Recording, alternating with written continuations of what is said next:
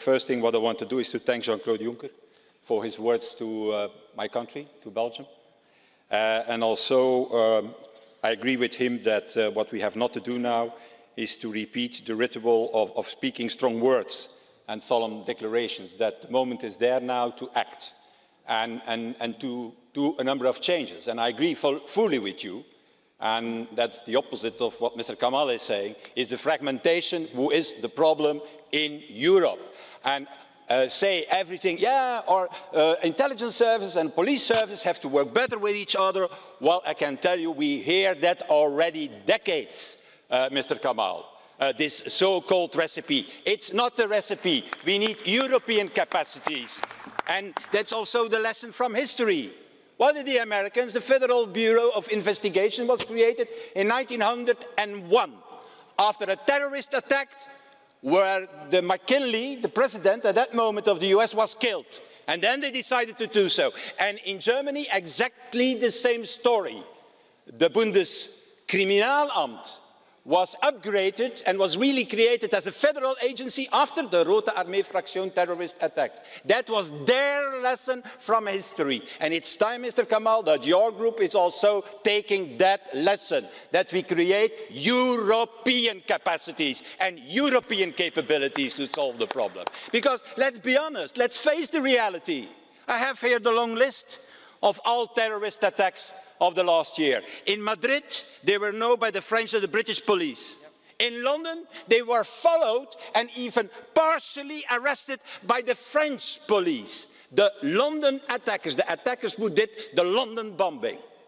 And the attacker in the Jewish Museum in Brussels was a French terrorist who was known by the French authorities and even by the German intelligence service. In Charlie Hebdo, the same story. They were known by the British authority before the attacks. The same with Abdeslam, who was not stopped at this roadblock in Cambrai because the French didn't have it in their files, while the Belgians know very well who was Abdeslam. And the same with what the Germans did a few weeks before the attacks in Paris. They found weapons and they didn't inform their French colleagues at that moment. The same now again in the attacks in Brussels, where apparently the Swedish had information and have not sent that to the Belgian authorities. How many attacks, Mr. Kamal, are there still needed before everybody understands that we need, on the European level, a real investigation capacity as fast as possible? And let's face it. Let's face the reality. We have the possibility to do so. Terrorists don't know borders. It's only our police services and our intelligence service who know borders. And we have a possibility. We have the possibility now to change that, to build that up, Mr. Avramopoulos, because we have the file on Europol.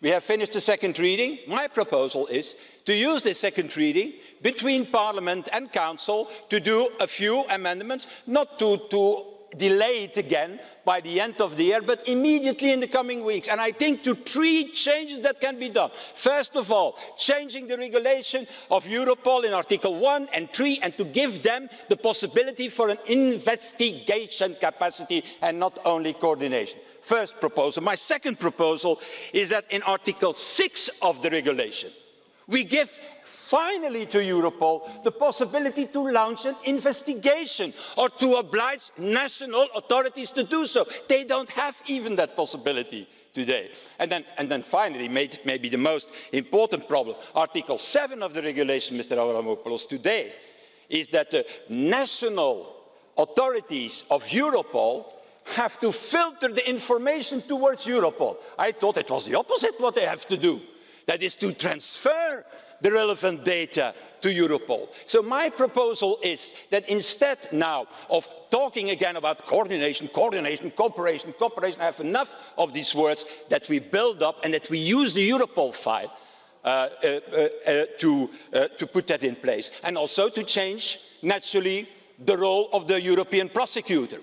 Because the European prosecutor can not only be responsible for financial fraud, we need to change also that, so that the prosecutor is responsible also for transnational crimes, like, for example, terrorism. So that's my proposal. Instead now of, in the coming weeks, fixing a little bit an old file of Europol, to use it in the coming weeks to make a leap forward and to do what the Americans have already done 115 years ago.